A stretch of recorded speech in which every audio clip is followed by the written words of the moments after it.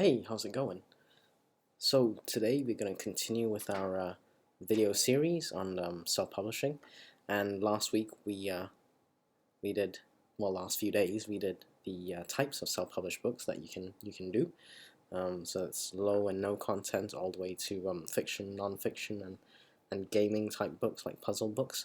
Today we're going to look at niche research. So let's dive straight in, and let me get my browser open. Now, just a caveat, I mentioned it last week, but um, I cannot be held responsible for anything that might come up during these searches. It is impromptu, and there may be rude words or steamy covers, so I can't guarantee anything that might appear on screen. So if you have any young kids, maybe put them to sleep first. Just one other thing, during this series I'm going to feature a few self-published authors just to support the community a bit as well. I think that's important. It's not easy being a self-published author, so I'm going to throw in a few self-published authors' books to showcase them and their author central websites as well. Okay, so let's get started.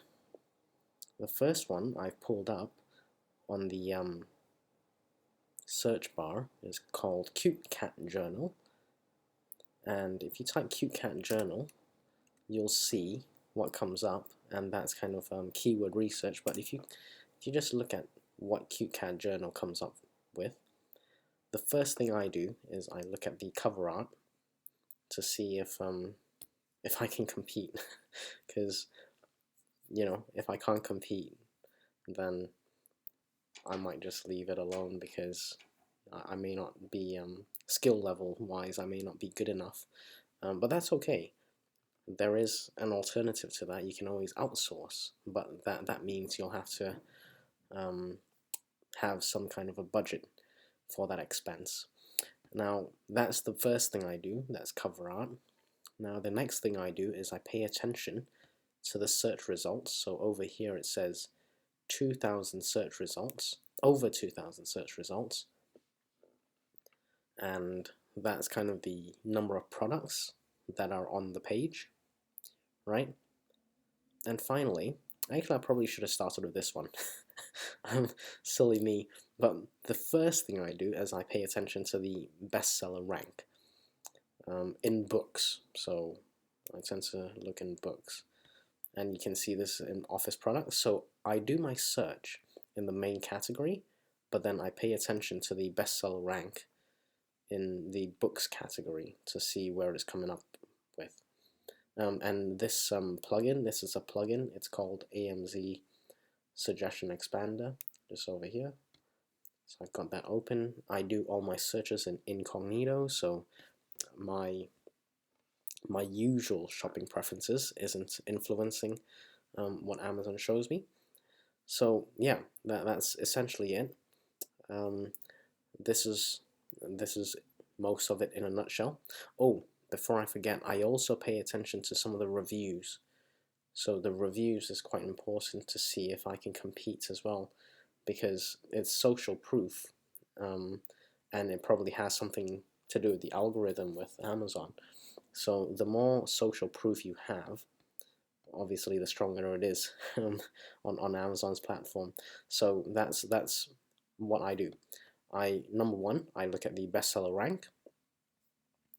I look at the search results. I look at the number of reviews.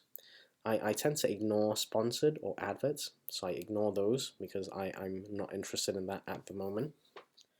And I go from there. And just to give me an idea of how many books sell a day, I use, for a free tool, this is what I use. I use Kindlepreneur's Amazon Sales Rank Calculator. This is for .com, so you can click Kindle Books or Books, enter your sales rank. So let's go for something really low, let's say 20,000 or below. That will be quite low. So it's selling an estimate 10 books a day, okay? And that's not for sure, it's just an estimate, but at least it gives you an idea as to how many books sells. So that will be what I would do for journals. or low content, no content books. Let's do something with fiction, fiction, and I've got here funny romance to see what comes up. I'm gonna go funny romance novels, and there's 30,000, so that's significantly higher.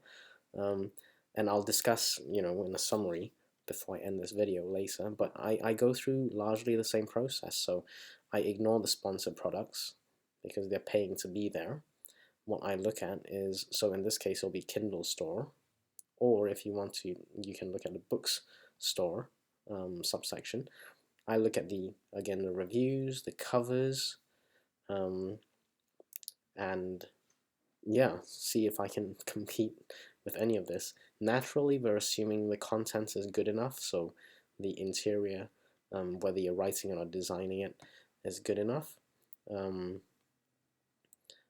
if you can't compete with that, you might have to hire out. Again, it comes back to the expense issue. So you might want to plug something like this in, $32.50 in the Kindle store. So go to Kindlepreneurs Kindle Books. Let's type in $32.50 just to get an estimate of how many you sell a day. 66 downloads a day. That's not bad. That's pretty good. So at 66 downloads a day, $3.99 to buy. I don't know what the royalty is, but let's say it's $2 and it's selling 60, what did we say, 66, I believe it was. So 60, so let's say it's $2 and 60 books a day. That's not bad. My math is really bad, so I'll have to get the calculator up. Let's have a look. So let's say it's 60 books times $2 a day, 120 a day. That's very good going. Okay, so let's say it's a short month in February, 28 days, $3,000 or more. This is just an estimate, so don't pay too much attention to it, but it's always useful to get an indication. All right, now before I summarize, I just want to showcase a self-published author, Celinda. I'm not going to attempt to pronounce that last name just in case I butcher it, but feel free to check out this self-published author's author central page, author page over here. I'll include a link below. Now she's got fiction books here. She's also done some what looks like poetry books here as well, so feel free to go check her out. Let's jump back to a summary of today's topic on niche research, and I'm going to give you some numbers or indications on what I personally use. You don't have to use these, you can adjust them for your purposes. So this is just my criteria. Now, niche research, the lower the better for these ones. Bestseller rank, this is kind of like the top music hits or movie hits. You want the number to be as low as possible. My maximum is 1 million, and I prefer this to be closer to 100, but I will go up to 500 if it's a fiction or non-fiction book. Search results wise, I prefer it in the hundreds if possible. The higher the number, like you saw with the fiction book, it had like 30,000 search results. I probably wouldn't be able to compete with that. And social proof on reviews, if you've got books that have hundreds or thousands of reviews and you're just entering as a new book, it might be quite difficult to compete unless you pay for ads. I mentioned a few times, cover art. It is very subjective, but you need to outperform your competition or your fellow authors, because if people do judge a book by its cover, which is quite important. So if you can't do it yourself, you're gonna have to hire out. Unfortunately, that's just the reality of it. And all this, of course, is dependent on you actually producing good content. So I know it's a bit subjective, but assuming you've got your low or no content book looking great, or your fiction or non-fiction book content is excellent and on point, you'll have to make sure you get the rest of this spot on in order to make some sales. Okay, so I'm gonna leave it there. If you enjoyed the video, give it a like.